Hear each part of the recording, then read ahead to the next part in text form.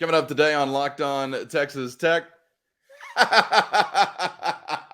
You are Locked On Texas Tech, your daily podcast on the Texas Tech Red Raiders, part of the Locked On Podcast Network, your team every day. We're going to start this thing off right. Raider!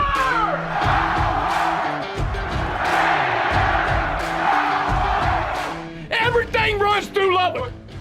Great to be back with you once again on Locked On Texas Tech on the Locked On Podcast Network. Always appreciate being your first listen on YouTube or anywhere you get podcasts. He's the only Chris Level. I'm Casey Cowan, and woo! What an episode as we come to you today on the heels of a win for the Red Raiders over the Longhorns of the University of Texas. You take them down from United Supermarkets Arena.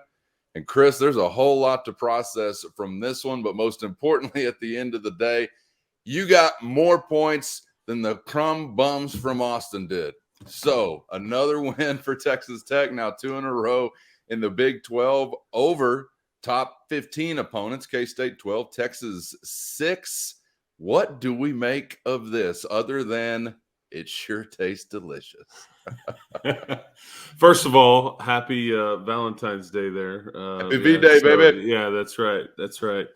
Happy Valentine's Day, Chris Del Conte. I've dropped the ball with my sweet wife, but as you pointed out to me before we started the show here, it's not over yet. So I'll try to make up for it. Been a little busy in the last couple of days. Yeah, you go back to like say a week ago, I guess, and you kind of look at the outlook for this 2-game homestand, and you're thinking you've got to play Oklahoma State last week, which was one of the hottest teams in the Big 12, but then you've got Kansas State and Texas, home, and when you lose that Oklahoma State game, the way that you did, I think that there's probably more than enough of the fan base and probably us and all that to look at that 2-game home stretch on paper and go, this isn't going to go well, or it's impossible to try to get wins against these teams if you can't beat a team that's not as talented in Oklahoma State when you had a chance at the buzzer. But, and I don't know if you remember me saying, but I said, if you somehow win these 2 games, because these games are so meaningful on paper, there's going to be, a chance that you start talking about, some craziness with the tournament, this and that. And I'll be damned. I'll be damned, because we'll talk about this game last night. But if you beat West Virginia on Saturday, okay, West Virginia, if you look at any bracketology, they are in every one of them, like as a 9 or a 10 seed. If you beat them on Saturday, you will have identical records. Overall record, conference record, identical. If you beat West Virginia on Saturday, they are 1 game ahead of you at 4-9 in the Big 12 conference. That's how good this league is. And that's what you've just kind of pulled off here in the last couple of 3 or 4 days, because you've essentially beaten what they would term now as like a 3 or a 4 seed in Kansas State in the tournament, and a 1 or a 2 seed in the University of Texas. I mean, so this is you're beating about as good as there is right now in your league and around the country with what you've just pulled off with this little 2-game winning streak there at home. But you got a lot of work to do. But I can't believe we're having the conversation, man. I mean, seriously, kudos to them for figuring out a way and growing up a bit and, shooting it better, guarding better, all that stuff. So just wild couple of days at the arena. And really, to me, Chris, I mean, this is one of those games, even though the result feels so wild, it was in a way kind of one of the, I don't know, could I say less wild games? Like, Tech controlled some things. You extended a lead at one point in time. I mean, you're up by 9 at the half. It was back and forth. Don't get me wrong. But you know what I'm saying? I mean, really, the Red Raiders down the stretch kind of kept the Longhorns at arm's length to a degree. And that was as wild as anything to see that Tech was really able to just dictate the terms in that way. You won this game very similarly to how you won the, say, LSU game a few weeks ago, where you really did control it from the tip.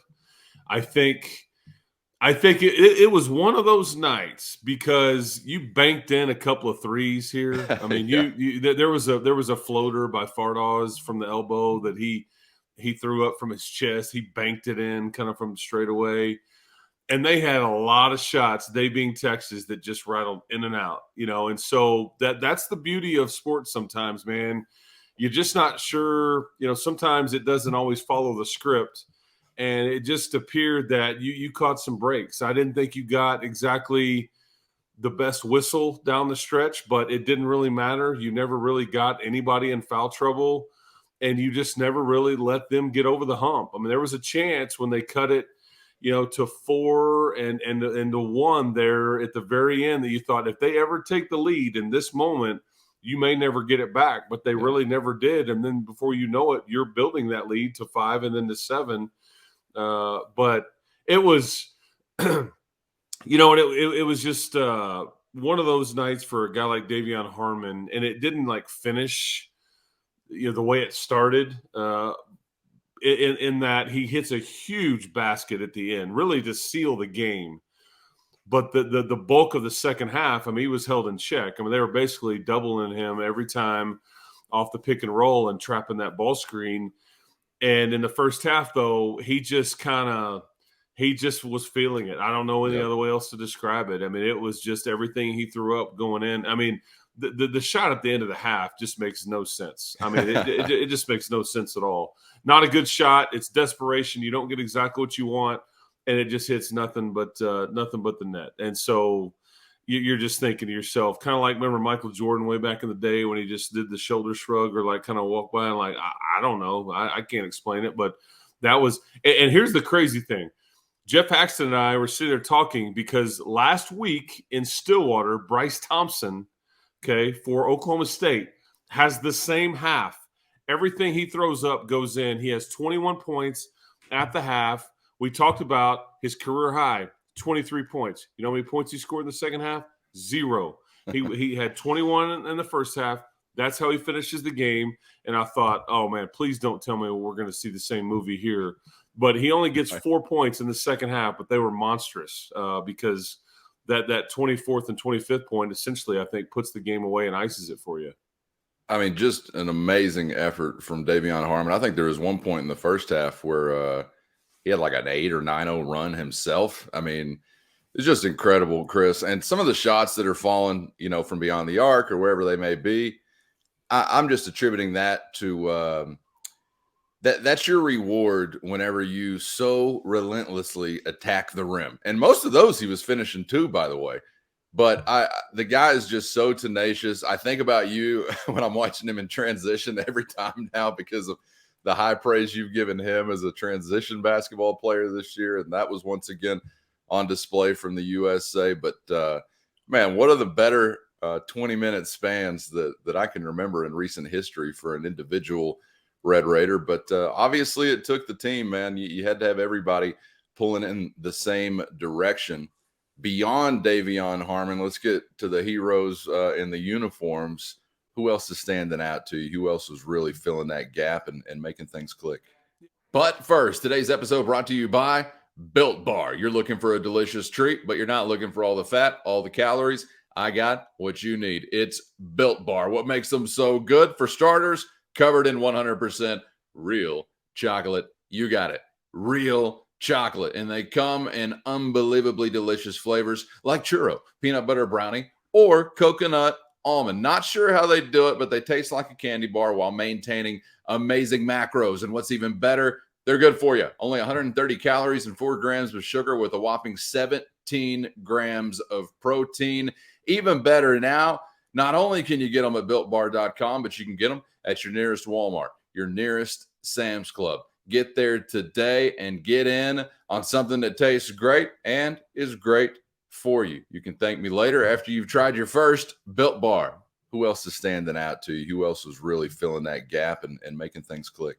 Yeah, one more thing on Harmon, too. When you mentioned the half that he had and you consider the opponent, and you consider, some of the injury situations with your team, it's extremely impressive. And I think there's times when Davion people get a bit frustrated with maybe how much he dribbles, or is he forcing it up a little bit? But this was kind of the payoff, is that this was when he was kind of feeling it, and it didn't really feel forced, but that's how it feels when the shots go in. But I just because you weren't necessarily running offense to get these shots. He's just kind of doing his thing. And this is a really good Texas team. This is a fifth in the net ranking. I mean, again, a 1 or a 2 seed. I mean, they already eclipsed the 20 win mark. And they had just hammered West Virginia 2 days before by 30 plus. It was a joke of a game.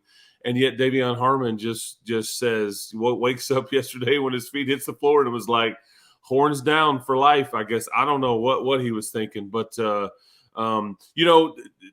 I would say that I went into that game last night, and you thought that, okay, because Lamar Washington I thought was huge versus Kansas State. I thought you really needed everything he gave you. He made a couple of threes.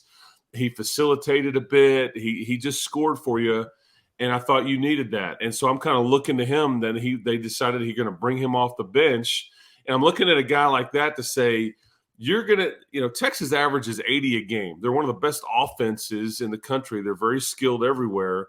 And so I thought, okay, how could you, very similar to Kansas State. So where's the bench production? How do you have somebody else that steps up? You feel like you're going to get something from Jalen Tyson, Davion Harmon, and Kevin O'Banner. But who's the other guy? And it just wasn't really Lamar or Kerwin Walton. DeMarion Williams did help you a bit, but it was really Big Maple. I mean, I thought what he did, facilitating really, is they try to take the ball out of Davion Harmon's hands, and so they start trapping that ball screen, and then it's Fardaws who ends up with the ball, and he's like gets to be the dime dropper to guys like Kevin O'Banner, and he scored some putbacks. The chest pass up to the rim that went in. I mean, all that stuff. But I thought his night, this was the best night he's had as a Red Raider, and he's had 2 really good games against Texas. Because if we remember back to the first time, that was the first game he played as a Red Raider was versus Texas in Austin. He went for 12-5 and played 29 minutes that night, and we weren't even sure he was going to be able to give you more than a couple. But last night he starts and picks up a couple of early fouls, but he was just had a huge night. So I would really point to him as like who else really helped you and had a big factor into how you pulled this thing off. Yeah, and come on, man, chest pass. I mean, that was just a nice little when that shot went in from AMAC, I'm thinking, yes, he absolutely meant to do it exactly like that. He said, "Go ball, go." But it's the weirdest thing. It's like it's like he shoots it from like underneath his chin, but it's like when he should be shooting a jump shot. But I don't know. And he's an enormous individual, and so that's what's so weird is like that ball looks like a raisin in his hand. And he's just like, you know what? I'll just flip that thing up. But man, if he can just get into better shape, and if you can get into a rhythm here, you really put yourself in a chance to be a pain in the ass for a lot of these teams down the stretch. And Pop running on and off the floor last night. Hear what I said. Running on and off the floor last night. So maybe he's not too far off from being back too. So I don't know. Now, don't get my hopes up too high just yet on what's still to come for Texas Tech. But, man, what an effort. And I guess I would say, Chris, that really statistically, if you told me prior to the game, hey, Harmon 25, O'Banner 19, AMAC 12. Those are your double-digit scores. And not only are those your only double-digit scores, but nobody else is going to be close to double digits. I mean, you got 5 from Tyson, 5 from Williams, 4 from Fisher, 4 from Jennings.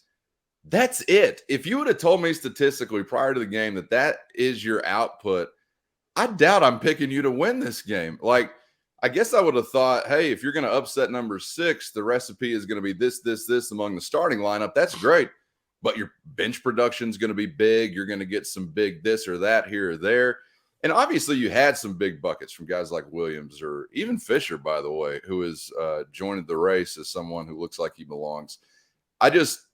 I wouldn't have told you that not only are you winning the game, but for all intents and purposes, you're controlling the game when the scoring really was so it just focused in on three guys, right? I mean, you had big nights from those guys, thank God, but otherwise, it wasn't like some big explosion offensively elsewhere. I'm a little surprised that you were able to pull it off when you got such minimal offensive production from the bench or from some others in the starting lineup.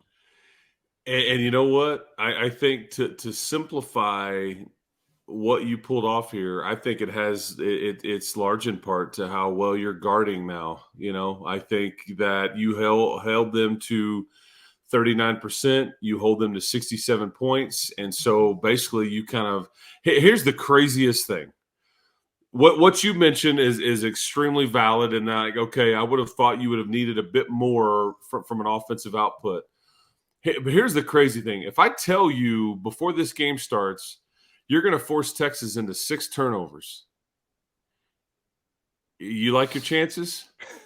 Because I don't. Much. Yeah. I in fact, I'm thinking I've seen that movie before. That was Baylor when they came in here and only turned it over 3 times. And, but yet you offset that because of how well you crushed them on the glass. I thought, the rebounding battle really was kind of the difference for you because they didn't get any second chances. I think you had, high hands and just really, forced some tough shots. And they just didn't go in. A lot of them didn't. And I'll tell you, I do have high praise for Davion Harmon, but I think we saw the 2 best players in transition in the Big 12 Conference, bar none. And Marcus Carr and Davion Harmon kind of going back and forth last night because Marcus Carr is exceptional. Because they're face guarding him. They are. He's got a lot of defensive attention, and he still ends up with. Let me make sure here: 23 points, 5 threes. He's still got his, and you were purposely trying to take him out of the game, and yet he's just that good. But I thought on the break he was phenomenal, but I just thought overall, though, you guarded better. And so I talked to Al Pinkins in the locker room after the game, and so I said, can you explain to me really simply how you just pulled that off? And he said that. He goes, we held them to 67 points. We're starting to guard better. He goes, and we shot it better. We were 50% from 3. He goes, pretty simple, formula there. And I'm like, well, sometimes sports are there. You play better defense and you shoot it better, the end, but that's kind of what sums it up. Because again, averaging 80 points a game coming in and you hold them to 67. And again, Brock Cunningham always hits those shots that just break your back. He couldn't get one to fall. Sabari Rice, who lit you up for 18 in Austin and 8 quick points in the first half. He kind of got in foul trouble and just kind of was a non-factor in the second half. So it was just kind of, I don't know. It was a weird vibe last night, but it just felt like everything kind of somewhat went your way. And maybe you caught some breaks finally. That's also sometimes how it works. We've had a lot of bad ones, man, but not this night. Well, I got to admit, I didn't feel like we were catching many breaks watching Terry Oglesby, Ron Groover, and John Higgins just say, thank you, sir. May I have another to the University of Texas. Mr. Highlighting the hair referee, you got to go, man. Bum. These dudes, some of the most perplexing whistles or non-whistles that I can recall. And when you're taking on the University of Texas, you've got the world against you from an officiating standpoint. I was sitting by someone at the USA, Chris, that was having a conversation with the guy behind me. And this woman was saying, well, we got the 3 refs that don't like us. And that guy said, I thought none of them liked us. I thought, yeah, that's the right answer. I don't know if it's just these 3 or just all of them don't like us. But those guys in any industry that you worked in, if you put on a performance like that, be fired today. So Terry Oglesby, Ron Groover, John Higgins, you're fired, according to Locked On Texas Tech. Hit the road, Jack. Defensive intensity. There is no doubt that, to me, Chris, it was on another level. And I don't know, how long you're going to string this together. I don't know what has changed, and I don't really want to say necessarily that the intensity hadn't been there in some other games, because I do feel like this has been a team that has really competed and has given some great effort. I don't know if it's just Texas on the other bench, being in your house and fired up, if it's just having a number 6 team on the other bench or what. But there's no doubt. My eyes were telling me last night that the defensive level of intensity and urgency was cranked up a notch. Did you feel that way? But first, today's episode brought to you by America's #1 sportsbook, FanDuel. And now's the perfect time to download FanDuel because new customers get a no-sweat first bet up to $1,000. That's bonus bets back if your first bet doesn't win. So just download the FanDuel Sportsbook app right now. It's safe, secure, super easy to use, and you can bet on everything from the money line to point scores, three-pointers, whatever you got. If basketball is your thing, college hoops on and popping, midway point of the NBA season now in the rear view, and we're looking ahead to March Madness just around the corner. So get in with FanDuel today. Download it right now and get hooked up as a new customer with the no-sweat first bet up to $1,000. FanDuel even lets you combine your bets for a chance at a bigger payout with that good old same game parlay. So don't miss the chance to get your no-sweat first bet up to $1,000 in bonus bets when you go to FanDuel.com/Locked On. That's FanDuel.com/Locked On to learn more and make every moment more with FanDuel, an official sports betting partner of the NBA. But there's no doubt. My eyes were telling me last night that the defensive level of intensity and urgency was cranked up a notch. Did you feel that way? Yeah, I think they just kind of, and again, at home, and again, when some shots start to fall, sorry if I'm getting all tongue twisted there. If they start to fall, I think that certainly helps you play defense in front of a crowd like that. But I think they're starting to grasp maybe more of what Mark wants. I think you kind of see them selling out. The one part that makes me nervous, and this is where Fardaws comes in, it really makes me it's a tough ask, first of all, but it makes me uncomfortable watching Fardaws get switched off onto some of the best guards in the sport at this level and having to guard them 20 feet from the basket. I mean, that is – it puts him in a bind. And I thought Texas that was the one part where I thought Texas kind of had their way with you a little bit because he either commits a foul or he just lets somebody go by. But I just thought you seemed connected. You seemed like you were, really locked in. And you're right. I thought the defensive intensity was there. And I thought, even some of the shots that they made, they were contested. Texas did a good job of being patient at times and really kind of working the ball around and moving your defense. And then they would get it to the high post and then dump it in near the block. And but those were even some of the shots that they ended up missing, like some of that mid-range in the paint stuff that I thought, man, that's a pretty good look near the bucket. But I just thought you're moving and you're very active. And that's why, like, having at least Fardaws in there, if Bacho couldn't play, you have to have some length around the basket. You just have to have some size in there because it's a lot to ask Robert Jennings to fill the void there as a young freshman. Because you could tell at the beginning of that game, these freshmen hadn't really played in front of a crowd similar to this one. Just it's a bit of a different intensity and vibe. And I Robert Jennings kind of has a moment. Elijah Fisher misses an easy shot. You just get really revved up. You can't explain it. But I thought, again, they're growing from these experiences. But I thought defensively is where they won this game ultimately. Yeah, no doubt. Elijah Fisher, I thought really was noticeable in some different moments, not looking like a guy that I guess would be still a senior in high school. At this point in time, would still be in his final semester of high school as we speak. Chris, I mean, what do you have? 4 points, 5 rebounds, no turnovers. And he's a pup. He's a baby. I mean, I like seeing him look for opportunities. I thought he was playing with some confidence, I guess is what I would say it looked like.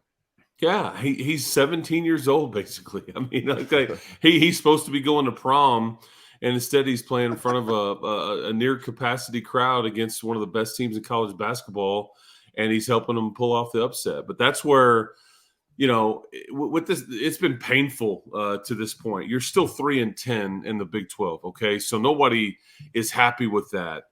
But if you can get through some of these because I said that to you yesterday, in that you really see the progress when you get a result and win a game. That's where you see the progress of some of these kids taken these steps, and you just hope there's a payoff here. I don't know what that looks like. I don't have any idea what this roster or coaching staff or anything, what it's going to look like in the offseason and all that. But you are seeing some progress from some of these younger players.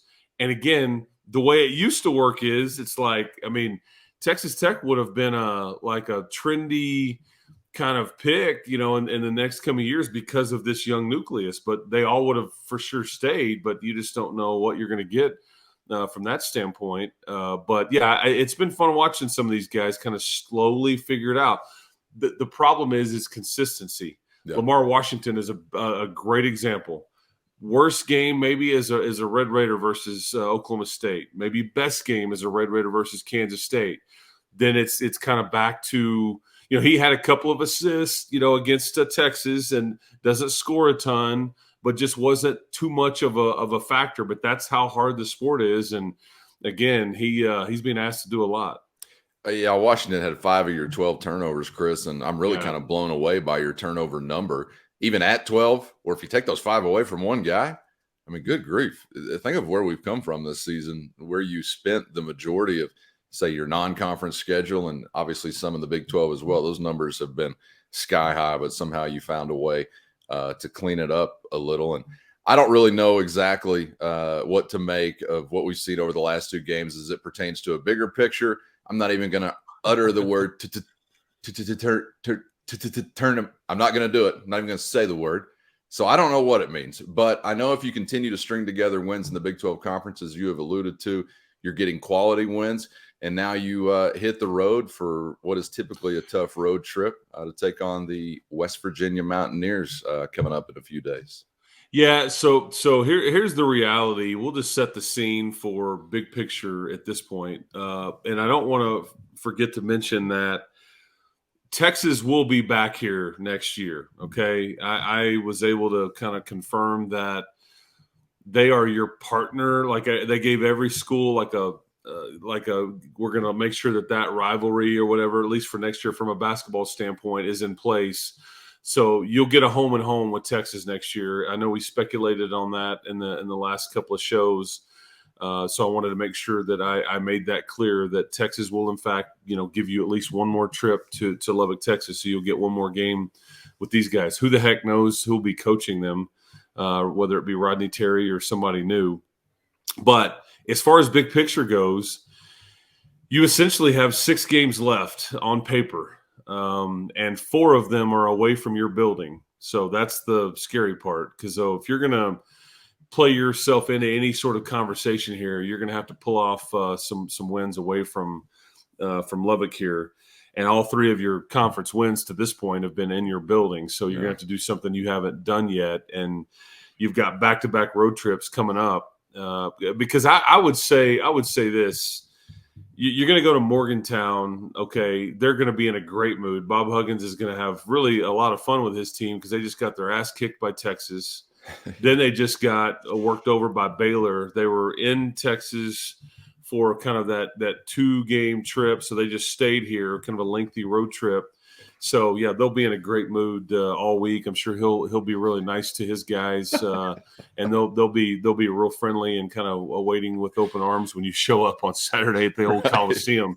So don't know what I'm getting into there. But then the one after early next week is a game in Norman, and this is now the last place team in the conference, and it's a game that you can absolutely win. And I would say if you have any chance at what you're trying to do outside of winning the Big 12 tournament, that's probably one that you really have to have. If you don't get West, you probably have to have one or the other. I mean, to have any kind of shot at this deal, and then you got to win some home games here. So I don't know, because I guess I'm crawfishing on what I had originally said, Cowan, in that based on the data that's out there and based on what I've seen with how they're projecting these teams to begin because of the strength of the Big 12, if you go 4-2 over these last 6, or even if you finish the regular season at 3-2, that puts you at 17-14 overall. But again, that with that, your data or your net ranking and everything is going to be pretty stout. I mean, it just is. So, I mean, and that could make you like 6-12, maybe in the league race, if that's what you finish up, or maybe even 5 and what would that be, 5-13? I mean, it's just bizarre to even speculate or talk, because it makes no sense at all. But I'm looking at West Virginia at 4-9 in the Big 12, and they're like a 9 or a 10 seed in this deal. But that's how good the Big 12 is. Yeah, I think this is really going to be quite the test for Tech coming up when they hit the road to go to Morgantown, because you're not taking on a ranked opponent. You're taking on an opponent that's been getting waxed recently, like you said, or we're pointing to there. And you're not taking on, anybody that you got any particular rivalry or unusual distaste for. And so this is really a, gut check type of game. I know I've said that in a lot of different ways this season, but in a different way, you're going to get that on the road after you take down a couple of ranked opponents in your building. And for all the context that you just pointed to there with Bob Huggins, now could Texas Tech go and show up there and string something together even further against the Mountaineers? Can't wait to find out. And, man, what an effort from Mark Adams and his team. Love to see what we saw on the floor. It was an incredible night at United Supermarkets Arena. And I just hope somewhere, somehow, Christelle Conte is spending Valentine's Day alone in a McDonald's, preferably in Plainview, Texas. Egg McMuffins for everybody, man. Absolutely. Woo! Happy Valentine's Day, Chris. Man. I talked to a lot of those guys. I knew a lot of those guys that are still on that staff. Coach Donald Wald, Coach Ogden, Coach John Riley. Man, and there's some good people. They work for the wrong team, but there's some good people there that, well, they're not sure what their future holds. And that's the sad part about what happened with Chris Beard, because they've had a phenomenal season, but they could get all just like wiped out based on what Dokani or the higher ups decide to do. And they know they've got to have a really good March to have any shot for Coach Terry to keep that job. But man, the Red Raiders were better. And that's I think I did see this too. I wouldn't have guessed this, but they have not swept you since 2014 and 15. Because there was a time here where you just simply couldn't beat these guys. I mean, Rick Barnes at one point was like 28-2 against you. I mean, it was embarrassing. And all of a sudden it's flipped now. And I think you've beat them 3 out of the last 4. You were, I think, like coming into last night, you'd beat them 9 out of the last 12. I mean, so you're really starting to have some success against them, Tubby and Beard and now Coach Adams. So anyway, crazy stuff, because they're, again, I don't like saying it, but they are really good, but they weren't better than you last night. And of course that really makes sense as to why Texas would want to take their ball and go home and go destroy another league whenever you're being beaten that regularly by a program that has less than half of your athletics department's budget and or revenue. That's got to feel great. And it is a little bit regrettable. I'm glad that you confirmed there that we're going to get another visit from the Longhorns, because I was thinking at the end of it, for any hope that you're going to continue to play these series, well, you made a grave mistake, the same one that you did with the Aggies. You just taxed that ass, and they take their ball, they go home. Unfortunately, you did it to the Longhorns, so we'll have to see what comes up, I guess maybe down the road in the future. But as for now, you got to win. And to Ogden and Riley and all those guys, I'm just tore up about your uncertain future. You can tell how sad we all are in West Texas to see you guys hanging so precariously. Thoughts and prayers. Chris, can't wait to get back at it. We'll get back to hoops later in the week, of course, as we get ready for that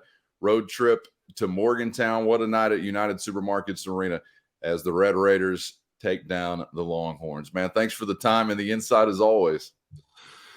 Yeah, man. Keep hope alive, everybody.